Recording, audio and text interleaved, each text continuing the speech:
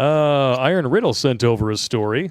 We have that one right here. Let's check it out. It's called The Day We Met. Holy fuck, bro. I don't know. You're going to send in stories this long. I think you need to, you might need to help us out a little bit more than this. But we love you, so I'll do it. All right. Angel and I have been together for 7 years. Army veteran, and I'm a Marine vet. The day we met, I had just moved back from out of state with my plans to divorce my now ex and get custody of my 6 children, a plan 3 years in the making. Nice. Slinging seed like an old bird feeder, Damn. boss. That's an old burned-out whistle sack. Ex. That's another story, he says. After getting away from my ex for 6 months, I could really see how controlling she had been. The first day I was in the apartment I rented out of state, I spent 20 minutes arguing with myself as to which of the 3 drawers in the kitchen would be good for silverware. I realized I wasn't arguing with myself. I was arguing with my ex, who wasn't even there. I realized no drawer I picked would work. It would always be wrong, and my decision would be used to insult and emasculate me. She would use it as a reason to call me names and break me down. It solidified in my mind how abusive she had been and massively using good nature and blue pill thinking against me. That is called pure evil. It was as if I had been in boot camp for the last 17 years with nonstop mind games. Knife hand implied, I yelled, "This is my fucking apartment, and I can use whatever fucking drawer I see fit. Now get the fuck out of my head and leave me alone." There you go. The neighbors next to and above me must have thought I was crazy. "Mommy, that new man next door is yelling at nobody." Well, I completely understand, because there are a lot of people out there after years and years of systemic abuse. They internalize it, and actually it becomes part of their routine to think ahead of their abuser to try and avoid it or fit in the mold. It's not good, so I'm glad you got out of it. Yeah. Fast forward 6 months, it was time to go back to Texas and rescue my children from their charismatic, narcissistic, pathologically lying mother. Now, before anyone gets their panties in a bunch, I had been legally, geographically separated from my ex, who had multiple marital infidelities that I know of for at least 6 years. It's always that you know of. I was the dumbass for continuing to try to make it work for the kids. Staying with her caused more damage to them than it would have divorced, which I originally planned on in 2011. But I started my 2014 3-year-long escape plan, and it was slowly coming to fruition. The day I met Angel, I had just driven from the middle of Oklahoma to South Texas, and I was fucking hungry. I unloaded all my shit from my U-Haul trailer, looked on Craigslist for a washer and dryer, picked those up before dropping them off at my new place and returning the U-Haul. I then stopped at Chili's for lunch. I was 46 at that time. Angel was 37. Sitting in a booth, I saw Angel walk in the door of the Chili's. Beautiful. Long blonde hair, blue eyes, thin body, very little makeup. That's what you want. You don't want to have to take her to the power wash just to find out who you're dating. It's not good. Yeah. It's one of the things that actually endeared me to my wife. When I met her in the street in front of my house, she walked up to me and she didn't have a stitch of makeup on her face. I'm like, I can work with that. Here we go. Sitting in a booth, I saw Angel walk in the door, yada, yada. She took a step toward me, smiled like she recognized an old friend. She must think I'm somebody else, something so completely familiar and calming about her. I didn't feel nervous or anxious. I must have smiled because she said, "Hi." I said, "Are you alone?" She looked around her personal space and then back out the front door and shrugged. "Looks like I'm alone. There's no one else here." I'm thinking, ooh, she has a sense of humor. I said, laughing, "Well, come on, join me. I'm alone too." She sat down across from me, and we spent the next 20 minutes deliberately trying to scare the other one away by bragging about all of our red flags. Nice. We talked about our exes, our children, our shitty life choices, our military history, medical issues, me working on a divorce, and how my children had been telling me their mother was out almost every weekend while I was out of state. Getting hollowed out. At one point, she tells me, "It's a good thing you're getting a divorce. She's an emotional vampire."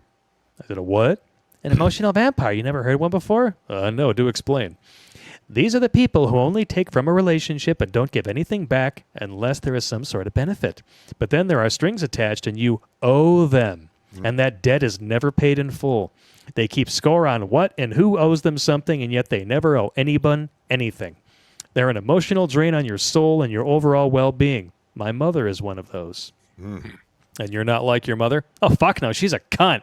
Ow! "Oh, so you're not a cunt?" And she smiled and kicked me under the table. Nice.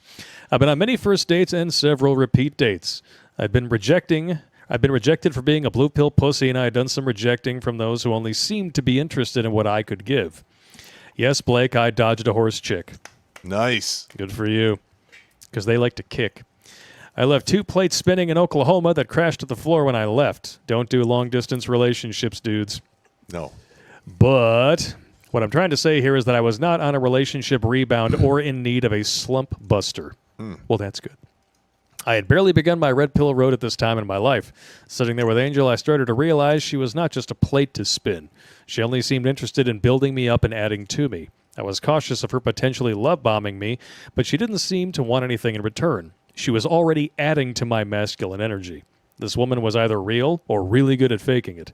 She seemed like the plate you select for exclusivity over the others after months and months of spinning. Shit, I needed to back off. This was going too fast. I felt an amazing connection to her as if we'd been friends for years. We had the same life goals and aspirations. Well, that happens when you're military brethren, correct? To an extent. Yeah, you kind of have like that brotherly thing. Though I would be wigging out and be like, I don't know. Like my buddy who was in the Navy, like he found out like one of his neighbors in the Navy. Oh, you're Navy? All right, cool. Just hang out. Come on over. Hey, moonshine? Of course, moonshine. Yeah. It's like they'd known each other for years and they just met. It's probably the same thing. It's the same thing with paratroopers. Yeah, good dude, by the way. Hey, James. No, she must be a chameleon, portraying a false persona like so many others did. This was way too fast and too soon, and the past always ended in disaster. I told her, I have to go. I intended on not seeing her again. I had a date set up later that day with a woman that I had been writing to for several weeks and spoke with on the phone a lot. There's no fucking way someone could be this good of a match. And if she's this good of a woman, why is she single, right? Mm-hmm. She must be a chameleon just telling me what I want to hear. I've been watching chameleon behavior for 30 years or more with many other people. She's got to be a fake and a fraud. I needed to stop at Lowe's and buy some hardware and set up my washer and dryer and get ready for my new job in the morning. We stood up and left together, stopping outside the front door. I planned on cutting her loose. I stepped forward to give her a casual friendship hug, which instantly turned into a full-body contact embrace. And my God, she felt amazing. As I backed away, I was thinking, fuck this fairy tale bullshit. You're going to get ass raped again. Back the fuck off, dude. I watched her walk back to her car as I walked toward my truck, and she changed her vector back to me, and I'm thinking, fuck, don't do this. Don't do this too soon. Danger, danger, danger. Whoop, whoop. Pull up, pull up. Back into the full-body embrace, and I gripped the back of her head with a fistful of hair, and I kissed her as she kissed me back, so incredibly passionate, with her feminine form just melting into my frame. I've smashed before just for the sake of lust. This was not lust. Every part of our bodies that could be touching were pressed together, but I still felt like I needed to get closer, though it was not possible. This sounds like a Harlequin romance. I was about to say, this is veering off into chickland here. We're now still touching myself. We're now in 5 and 6 play. Yeah. 50 Shades of Iron Riddle. Oh, he says, but I still felt like I needed to get closer, though it was not possible, nearly passing out from lack of blood flow to the big head as we stood there and kissed for about 10 minutes or more. I've had a first date like this, so I know what you mean. The voices in my head switched from sergeant mode to surfer mode on a massive bong hit. Dude, wait, stop. Dude, stop. What? Whoop. What danger? I'm supposed to be, where am I going? Where the fuck am I? Oh, man. There we go. I backed away and I said, I want to see you again, but I need to go. Give me your phone number. And she did. I didn't know it at the time, but her deeply embedded feminine character was bringing out the natural masculine in me, bringing it out in a way that I had not seen in myself in over 20 years because of female and male feminists and blue pill bullshit, especially in the churches I had been to. That's another story. Those things drove the alpha out of me. But Angel, in 90 minutes, had begun to restore the masculinity that I felt I'd lost the last 20 years.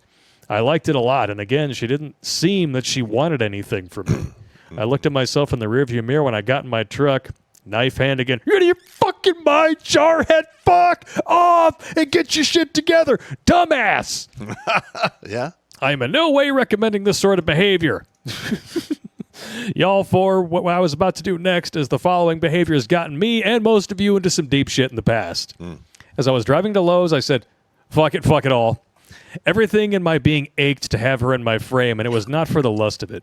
Even with the other date lined up for that night and with other women for the next few weeks, but I no longer had any desire to see any of them. Of the 3 women that I had seen once before, I'd been emailing all of them and talking on the phone. Some of them were even better looking than Angel, at least in their photos, catfish not confirmed. I called them all and canceled, and I then called Angel and said, I want to see you again. When? Right fucking now. Where? Wow. Meet me at Lowe's. Meet me at Lowe's.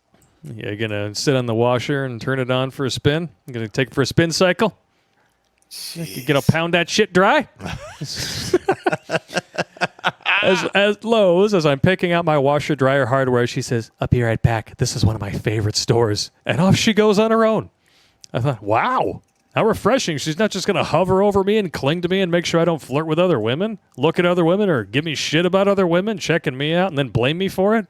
She's not going to crush my balls and emasculate me while flirting with other men in front of me. This can't be real. Crush my balls. I started looking around for hidden cameras, thinking someone's fucking with me. Or maybe she has enough character and confidence to not be desperate, needy, and clingy? Maybe. At the checkout, I had my boring hardware, and she had picked out a new screwdriver and a wrench set. I skeptically asked, what are the tools for? She looked at me with a cheeky grin and said, I'm an 88 Mike, motherfucker. Someone has to fix shit around my house. She didn't try to manipulate me to buy items for her like I was accustomed to 99% of women doing. But she insisted on buying my hardware because I bought her lunch. I really was skeptical. There were strings attached, but there weren't. We got back to my place. Dumbass. Yes, I know. Should never bring the girl back to the house this early. Vetting period with those you are dating. 90 days! Way fucking longer than a few hours. Holy shit, Bruce. Stop telling women you're Batman. This kid ain't badly. I started connecting the washer and dryer, and she says, you're doing that now? I said, yeah, I have laundry to do, and I got to work tomorrow. And she said, do you know how? Because if you don't, I can do it for you. I was shocked that she asked and was almost offended. I said, well, of course I know how. I'm an avionics helicopter mechanic, motherfucker. Someone has to fix shit around here. While I was working, she made some sandwiches and we ate. Ladies out there, remember, sandwiches, sandwiches, sandwiches. She noticed my hole punch case and said with a smile, may I open this? I said, sure. She pulled out my AR-style hole punch. Why is it so heavy and looks strange? I said, it's a 308. You're used to a 5.56. 12 pounds, you're probably used to about 7. She's looking at it more closely. Oh, yeah, I see it. Okay. Magazine well is huge. I said, what, your magazine well is huge? Her smiling without taking her eyes off what she was doing said, fuck you. She's expertly handling the 308, sighting it in, breaking it down, putting it back together. It was getting late, and I didn't want her to leave, so without begging like a little bitch, as I had done before in the past with other women, I said, you must spend the night with me. I believe that you are an amazing woman, and so far, we work really well together. She gave me a funny look, and I interjected before she could speak. This is not a line to get laid. I really mean it. We are good together, but this is too soon. Look, I have to find out if we can also be good in bed together. I've dated women before in the past for several months, only to have them be no better in bed than a silk dress sock. She laughed. God damn! She laughed. Damn. I said, if you leave now, it means you don't desire me now. There's no reason to hope that you'll be back. I know some guys that will refuse to have a relationship with a woman that he bangs on the first date, and some men that won't bang until they're married, and then there's everything in between, and I don't think there is a one-size-fits-all. I finally said, if you won't spend the night, you should leave now. She said, if I stay, am I going to see you again? You're not just going to pump and dump me, are you? I said, that depends on whether or not we're compatible. Do you really want to wait only a few months to find out I can't deliver? There's more to a relationship than just sex. True, sex does not define a relationship, but the quality of the sex is the greatest indicator of a healthy relationship. She was also thinking that if she left without spending the night, it would be over for the same reasons I did. As tired as we were, we performed at about a 5 level. Nothing fancy or creative, but still ended up popping the 24-inch air mattress that I've been sleeping on for at least half a year. Nice. It was great. We were very compatible, and it has only gotten better. 1 in a fucking million we pair bonded in less than 24 hours. I kept expecting her to change, kept expecting her to try to change me, but it never happened. We made meals together, listened to music, slowly introduced our children to each other. A few months later, after an unusual snow for South Texas, we built an anatomically correct snowman and snow woman in the front yard. I'm sure your neighbors love that one. It was good times. The rest of the story, the inspiration to write this long-ass story. Yesterday, I was looking over Angel's shoulder, sitting in bed, and she was watching a YouTube short of a conservative creator roasting a blue-haired feminazi. I said, the day we met, it's a good thing you didn't have blue hair because I would have chalked you up as a pump and dump or just run away now. Yeah. She said, well, if you had blue hair, we never would have met. So you wouldn't have sat and had lunch with me or maybe the slump buster? I was driving across the parking lot when I saw you go into Chili's, so I parked and followed you inside. If you had blue hair, I would not have followed you. So you're a stalker. All this time, I found out you're a stalker. Nice. Yes, I am a stalker. Are you angry? Of course I am. Turns out you're a psycho bitch after all. Yeah, but I'm your psycho bitch. Then she got on all fours in a singing voice. She said, maybe you should punish me, slapping her ass, shaking her ass while slapping it. Blake, if you just sang that, give yourself one homo suspicion point. I'm trying to tell your story, you faggot. Your extremely long story. Your Anyway, extremely long story. You definitely don't have performance anxiety in the email inbox because you take forever. editing, Joel. Yes. Angel and I are a 1 in a million couple. I bought a lottery ticket with my last dollar and won and didn't owe any back taxes. That does not entail that I believe there is a soulmate out there or that there's one person out there for everyone. We're a good match and chose to be together. The right time and the right place. But technically and logically, we should not be together. We have more red flags combined than a dozen CCP parades. But we are not two broken people that made it work. We are not two crazies that matched each other's crazy. We did, however, learn how to identify and eliminate toxic people from our lives, even if it's family.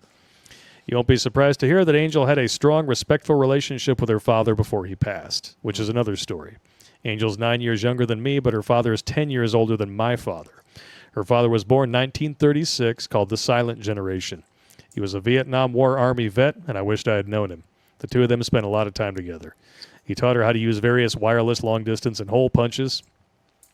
She helped him run his business when she was a child and an adult. We mostly lived in the same city from '99 until we randomly met in 2017. When we met, we lived 25 miles apart, randomly meeting in a Chili's that was 15 miles to either side of our houses. We used to take our children to the same parks and playgrounds. We shopped at the same Walmart. From 01 to 06, we lived 3 miles apart and shopped at the same grocery store. Same Lowe's, Home Depot, Target, went to the same gym, even the same post office. Wow. In '99, for 8 months, she used to feed ducks at the pond across the street from my house. We worked on the same building. We ate breakfast and lunch at the same time in the same cafeteria.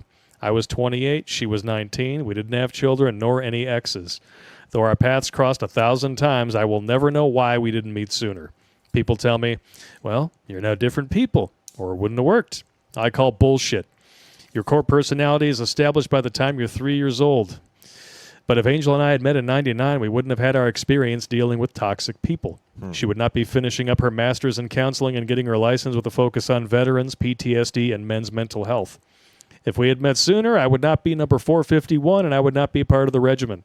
Maybe, just maybe, my contribution to this channel helped others realize they're not alone in this blue pill gynocentric world and perhaps prevented just one person from a JFK haircut, making the wait for her worth it. So if he had whacked himself, he never would have met her? Yeah. Play for time, gentlemen. Play for time. Play for time. You have no idea what's coming down the pipe, man. Damn right. Watch Grunt Speak live every Tuesday and Thursday at 8 p.m. Eastern. And if you want to join Pop for Supporter Sundays, go to redonkulous.com/donate and make a monthly pledge. A link is in the Meat Gazer box.